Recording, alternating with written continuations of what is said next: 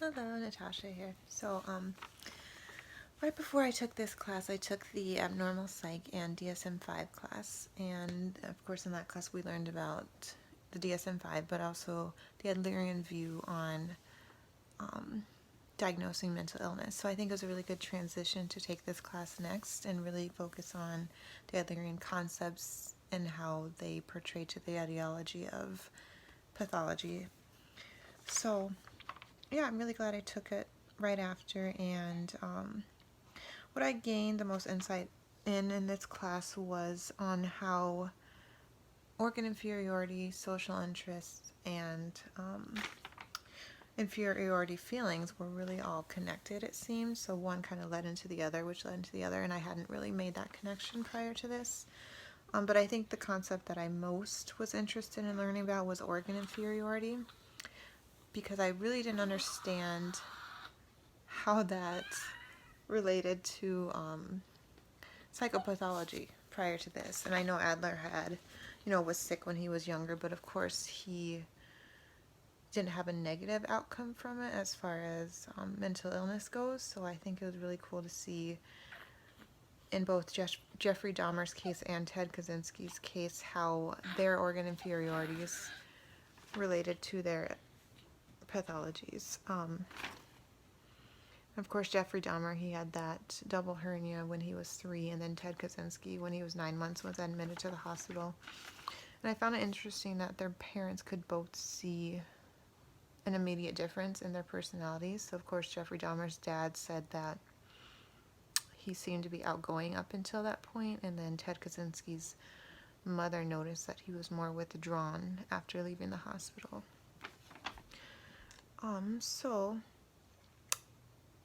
Prior to this class, I didn't fully understand the impact of organ inferiority and how that related to psychopathology. And of course, the discussion that I think impacted me, my understanding most, was Jeffrey Dahmer, which I also wrote my paper about.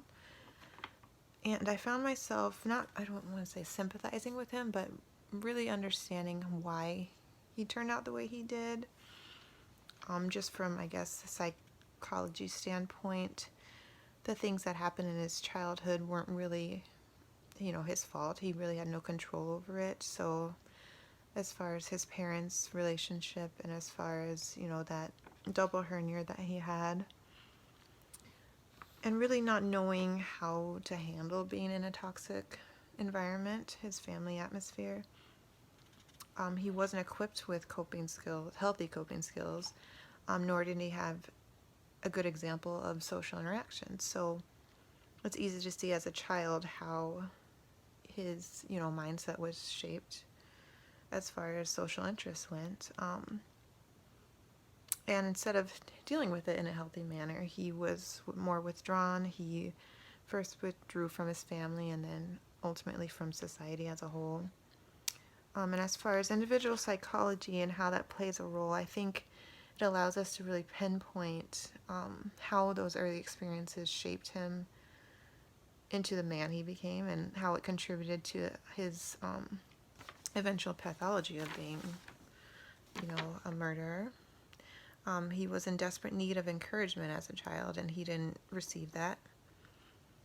He was exposed to a lot of their fights, which were physical, and so he kind of felt that as the norm, I guess. That was his norm, and he didn't know how to deal with the anger and depression that he felt from it. He felt he had no control over his life, which we can see led to his striving for superiority as an adult. His sexual orientation also played a role in his pathology.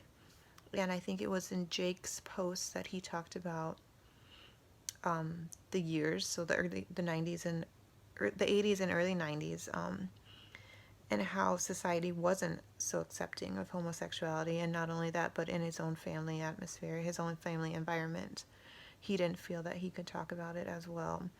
So of course this rejection from his family, and well, I guess this anticipated rejection from his family since he didn't talk about it, but then also he knew society's feelings on it, they both aided in his feelings of worthlessness, his inferiority feelings. So we can see how that played a role into his pathology.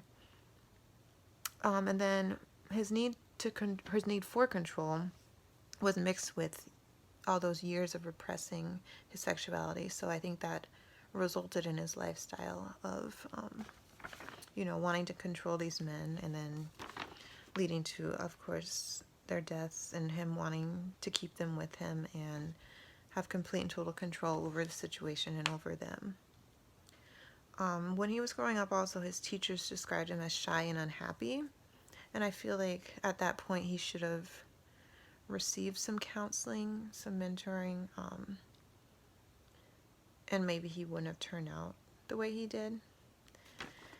And so, yeah, so I really enjoyed this class, and I really enjoyed the people that each discussion was about, and I learned a lot more about them that I hadn't known. I really enjoyed it. So thank you for a good class.